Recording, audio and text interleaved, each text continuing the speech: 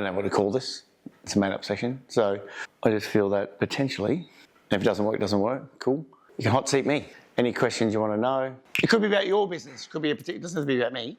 But rather than me trying to anticipate all the problems and questions that you may have that may or may not fit into the objective that we're trying to achieve for you, you may have other questions that you go, you know what, I'm stuck here, or whatever. So it's a free-for-all. What's your best way to reduce your mental load when you feel too overwhelmed? What I'm finding when I'm getting overwhelmed, which is logical, by the way, I have too much going on at the same time, which my brain can't handle. And Kylie knows I get frustrated. And it can happen from time to time because I have a tendency to want to do lots of stuff. And that's why I have to focus a lot on simplifying things. But that doesn't happen all the time. So simple things like I step away from the problems. It sounds counterintuitive because we go into it and we feel like by fixing it, I need to do more. But really, I actually step away completely. Because unless it's someone getting hurt physically, like there's some health hazard, nothing can't be fixed. I've yet to find anything that can't be corrected. So the first step is I take a step back just to give myself space to breathe, right? Because the first thing is the tension's coming from I'm in it, and I'm in it, and I'm in it, and I'm tight, and I'm contracting, and everything's feeling that way. When I take a step back, which is really hard to do, by the way, just take a step back because it's counterintuitive to the thing. Taking a step back just to breathe, right? And then depending on the seriousness of because it could be something like seriously I have to sort out right now, or it's just lots of decisions. I have to determine that. Now, if it's pressure overwhelm, like I have pressure and I can't move forward and I'm stuck, I will break down that task into the next step. I have to focus on, and the next step could be just this hour because I get overwhelmed because I'm looking too far ahead. I've got this project over here and there's too much fucking going on. I've got this going on, there's too much going on and everything's compounding me. I need to I'll walk away, go outside. I physically go outside and just walk around and try and disconnect. I'm not intentionally trying to get clear, but I need to get away from the thing. Then when I'm coming back, I'm looking for what is the thing I'm going to focus on now, like right now. And I just do that. And then the next thing, and then the next thing. So I'm intentionally looking at one thing, and I don't care if the other thing breaks. I don't care.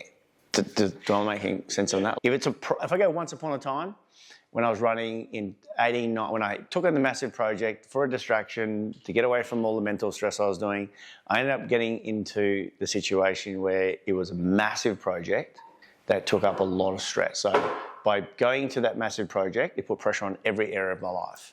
But the reality is, if I didn't complete that project, it probably would have wiped me out. So that was serious pressure, like outcome bad everywhere. And that's when you're working for massive construction companies where contracts administrative teams are that good. There's more of them. They outnumbered me. No matter how much my capacity was to keep up with them, with a team, they had more people. So it was putting pressure on us to hit deadlines that weren't, this is a practical thing, hit deadlines where we had 7 days per floor per building, but we're getting 3. They didn't give a fuck, right? So I had this overwhelm of this, the seriousness of getting smashed with contracts and liquidations, plus the pressure of not being at home and all this sort of happening, right? So the only thing I could do was focus on, I can't focus on the fear of this going to turn pear-shaped because that was making me stressed. I could only focus on the thing in front of me today. That's really hard because you can't help but get scared of next week. But the thing is, like, if I held that doom and gloom thing for next week, I couldn't function today. So I had to just focus on today and mentally push everything out from tomorrow and just today and get to the end of today, because then by the end of today I could worry about the thing tomorrow, but not today. And I knew I had to do this for about 3 months because I could see the timeline. So I looked at the whole timeline and go, it literally is 1 day at a time. It's like I've never been in rehab or anything like that, but I took that mentality, it is 1 day at a time. I had to take that mentality. And not because I'm doing it 1 day at a time because I think that's the way I'm going to win at this project. I was doing it 1 day at a time because I couldn't handle the mental capacity of thinking 2 days at a time. Because 2 days was too much to handle, because in the 1 day I had too much to handle. I said, nothing exists except today. Move. Nothing exists except today. Move. Knowing, but also accepting I have an end date. That I wouldn't fuck up at the same time. So the takeaway from that is, the more pressure you have, the more important it is you just focus on the next step.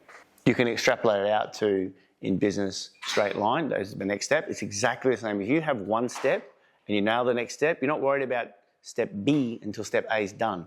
Then you get to B, you worry about B at B, not C, and C at C. And that's when, because if you're not focusing on that, and the success is determined by you nailing this step and you're focusing on 230 steps ahead, you just get overwhelmed and you burn out.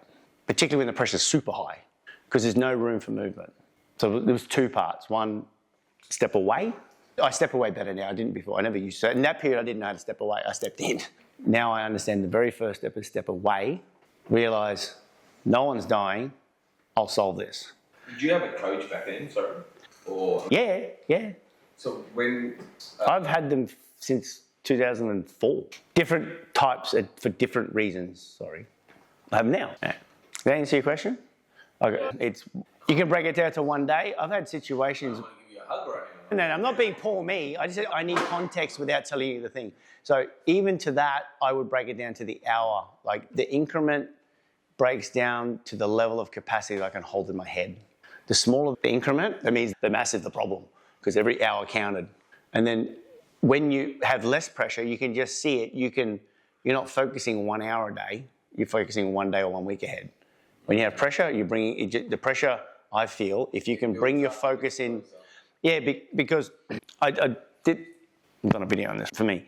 When you got all this shit going on, you naturally step away and start looking at it, and you get more overwhelmed because there's too many options right now. And I felt for me, naturally, I stepped away just to breathe. That's now to step to breathe. But when I walk into it, it eliminates a lot of the options because I can't see perspective all the problems. So I get really close to the problem. Does two things. One, I'm close to it and I've got nothing to be scared of anymore, whatever that situation is. So you're confronting whatever fear that happens to be. But two, I can only fix this thing. And it is just reps after that. I'm just trying to knock over one thing, which helps with focus too, by the way. I think a good frame for that is probably correct as well, because when you have, there's all this negative space around you and you're fully at it can be quite a negative environment. So when you have that negative space, to focus on something and correct that straight away with speed, you've learned to do that very fast now. Yeah. That was a big one, I remember that, and that was a big... It was. Taught me a lot though. Like it's not negative. Not negative. You know, it's the word anymore. No. But now you correct. I made the wrong decision to do it, so I don't make that mistake anymore. So the mistake wasn't the project. The mistake was doing something to distract myself from confronting what I should have confronted. That was the mistake. But we all make mistakes, and that was mine. I thought I was doing the right thing, but then I did. It's not that it was wrong. It just created an extra level of pressure in a pressure environment because I thought this was pressure, and I went, oh yeah, add some more shit on that, and welcome to the real world. But from a practical point of view, whenever anything that creates a situation where I'm getting a bit stressed or overwhelmed, I'll just zero in on the one thing in front of me right now. What's one of your biggest fears? What's one of my biggest fears? I don't want to regret stuff. Is that a fear? Is that like a fear? That's mine. Yeah. It would be. But it's like I'm not a fear of regret. So I would be disappointed if I got to 90 and I didn't do something because I was scared of doing it. You'd rather do it and fail or... 100%. Deal and fuck up. You got an answer. Yeah, deal and fuck it up. Yeah, so it's probably a fear of not doing something. Other than the basic stuff, like I fear that my kids get it and stuff like that, but that's normal parenting stuff. Do you know how big you want to get within your businesses? End goal? No, because I think I operate from, I don't know what my capacity is, so I'll just play what I play in front of me because I feel it might be a distraction. That could be a limiting belief too, by the way. I don't know if that's what it is. It wasn't until the last 2 years that I decided to move QPaint from where it is to where I want it to be. But I didn't get to that point because I didn't know what I wanted and why I wanted it. And it took me 5 years to get to that point, if that makes sense. It took me a while to get to that point. But now I've got to that point, I'm accelerating because I know what I want. Yeah. But do you know what I mean? So you're just talking about the size of the business. Like you said, do I have an idea of how big I want it to be? So, say turnover. Okay, no. But I do have an idea of how much of an impact I want to make to construction industry. Yes. But I don't measure it to money. No. What's the impact you want to make? A legacy. Yeah, massive. That's what I want for my kids. Massive. Now, I haven't figured out how to do it at scale. I don't. I know I've had this conversation with Kylie. I know what I like doing. I know what I'm good at. I have no idea how to do it at scale. Do you want to be the biggest painting company in Queensland or? Nah. I think That's ego. I don't naturally, Yeah, I love doing this sort of stuff. I love solving people's problems. I'm very good at being creative at solving people's problems and connecting the dots and making it relatable. I don't know how to scale it and do 10,000 people, and not for the income. So I do have something out there, but it's not related to I need to make 100. That's not the thing. If you had to choose one book for all of us to read that helped you get to where you are, what book would it be? That's like saying your favourite movie. Depends what movie you like. Okay, The Big Leap would be in the top 5 because it's the foundation is around the 4 main limiting beliefs that every person has, helping you identify which is one is you, holding you back. So that would be one. It's like a book I reread every year because I forget. I'll forget. Yeah, I'll look at that. There I go again. There I go. There's that sucker showing up. That I'm not good enough. Whatever the thing is, that would be up there. I don't want something that's really easy and digestible. Would you change anything if you could go back 10 years? Yes, I would have acted sooner on things. Yeah. I would have taken what I know now back then.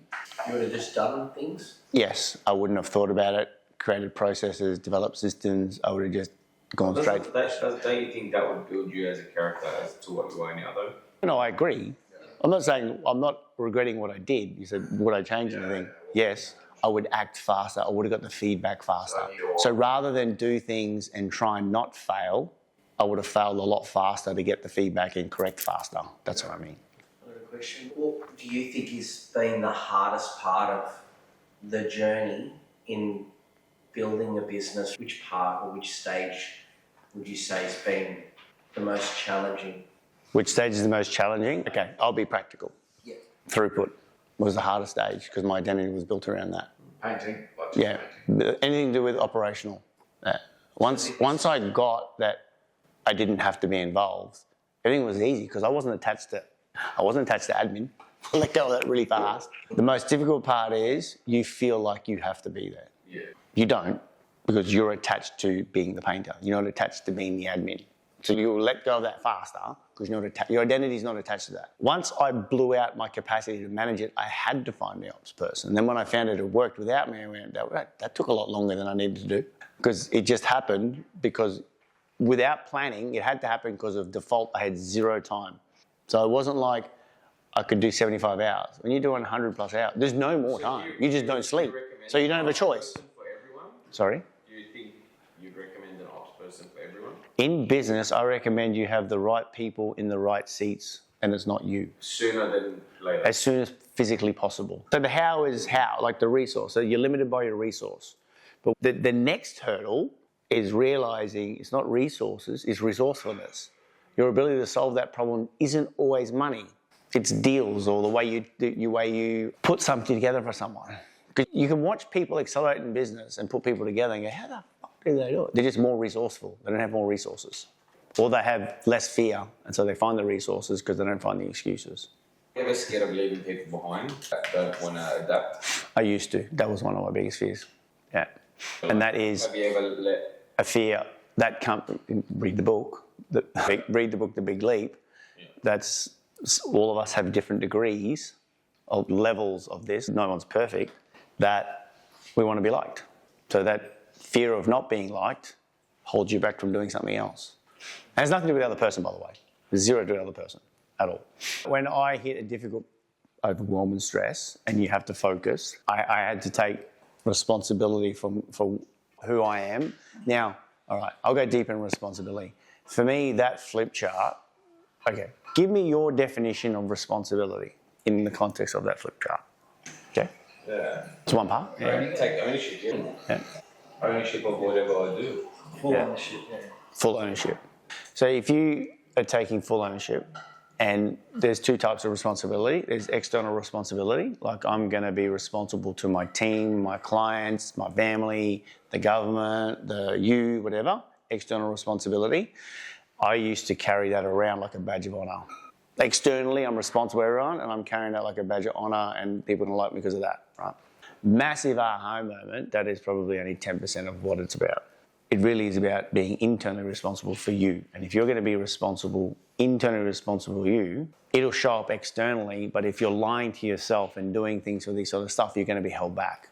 So it's not about this is not like you're leaving people behind, but if you lie to yourself, nothing good comes at the end of that. So it wasn't about leaving friends behind, but me trying to fit in and not being responsible for me was not right either. Because I can't make you do anything. No matter if I just hang around to be mates, you're still not your mate, but we all grow up with friends, and some choose this life path and some choose that life path. It's not like I'm not mates with those mates anymore, but I had to distance myself because I'm taking responsibility for me and I have to live this way. What do you advise or recommend for us all in the same position or similar position to do with AI? This is how I'd approach it, okay? It's just a tool. So let's get that out of the way. It's just a tool. So I'm old enough to remember 1999, Y2K, internet, websites. The evolution of that falls into the SEO space and all that sort of stuff, the evolution where it shifted. Now, in our economy, there's changes, right? We have a structural change. So a structural change is something that changes the direction of the current economy and you're not going back. The internet was one. Nothing. After that, the whole structure of how things operate different, right? Cyclical is when you have the 7-year cycle property boom. So that's cyclical, right? Structural happens maybe once, twice in anyone's lifetime.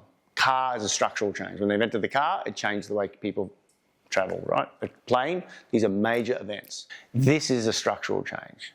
I don't think it's ever happened 2 times in 25, like in the history of the world, there's never been a shift that changes the trajectory of everyone this close together. Right? I'm not saying it from a negative point of view, I'm just giving you context. AI. So AI is a structural change in how things are going to operate. So no one knows what the fuck's going to happen, right? Yeah. So, coming from that context, it's a structural change. It makes sense to be involved in it. If I knew what I knew now, I would have gotten to websites day dot. I didn't. It took me 5-6 years, and we got in there quicker than most, but it means you got in fast, right? Not that I need to build websites. It's not about being an AI builder, because it's so easy just using it to have conversations, to solve problems, to do things faster. Have conversations when you're doing quotes with it.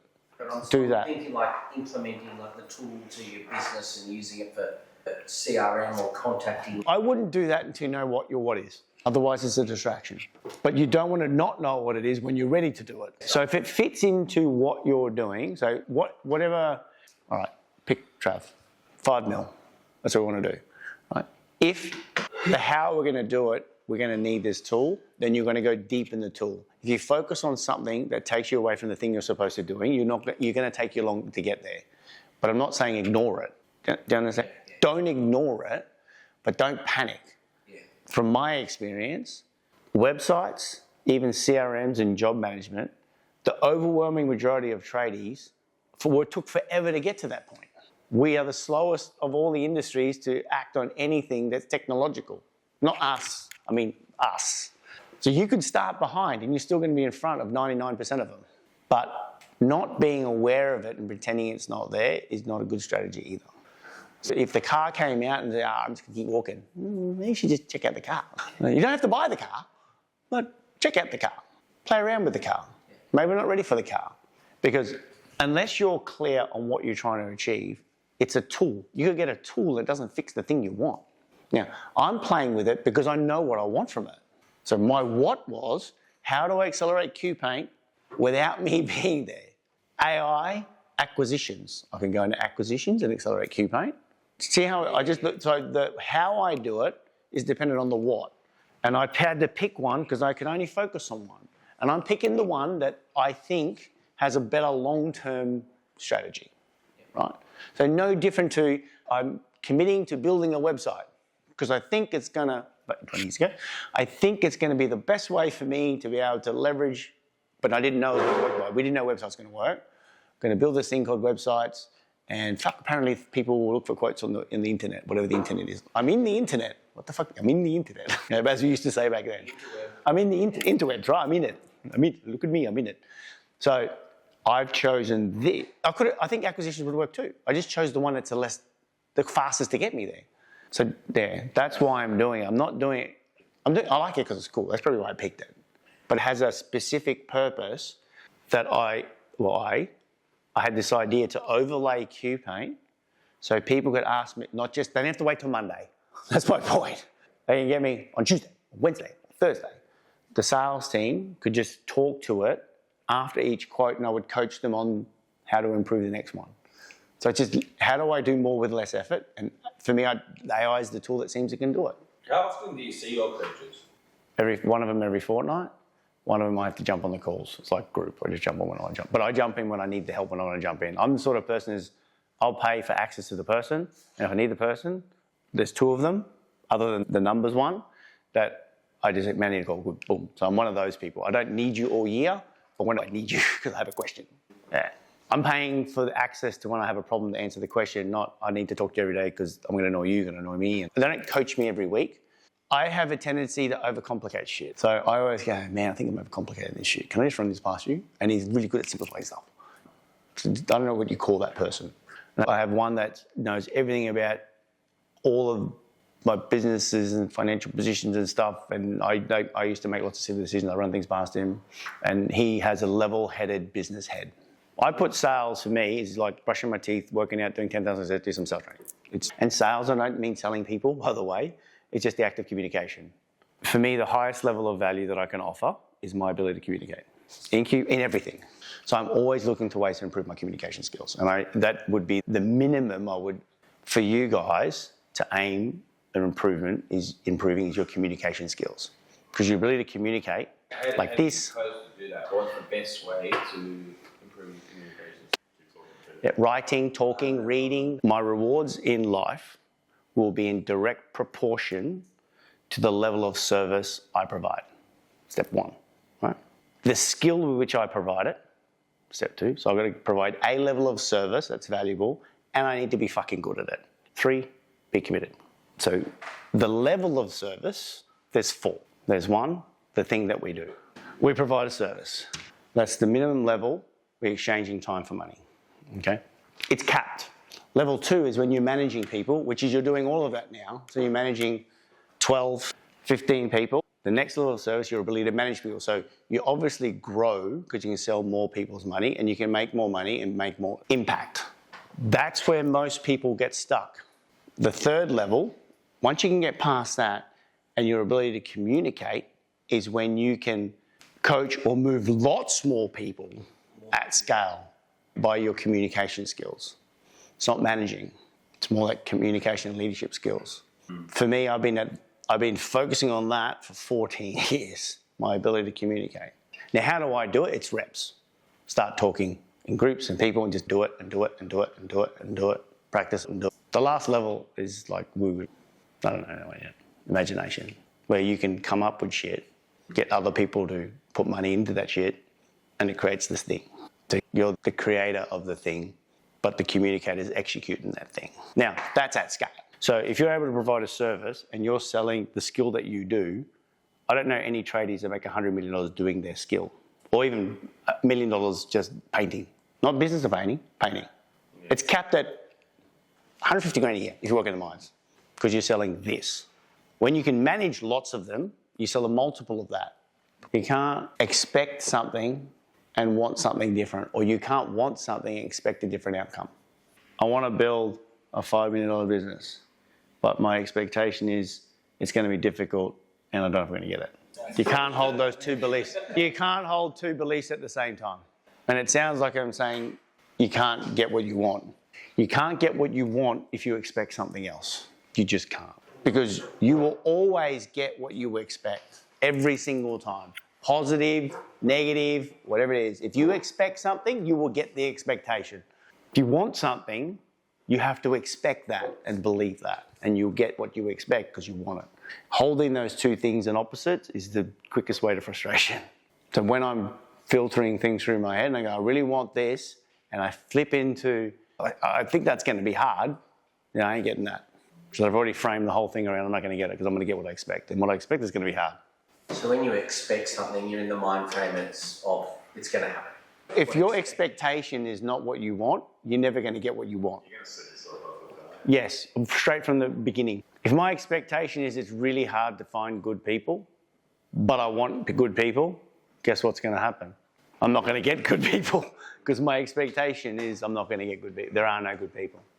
It's all a mental thing, isn't it? That's all mental. It's 99% mindset. I'm telling you now.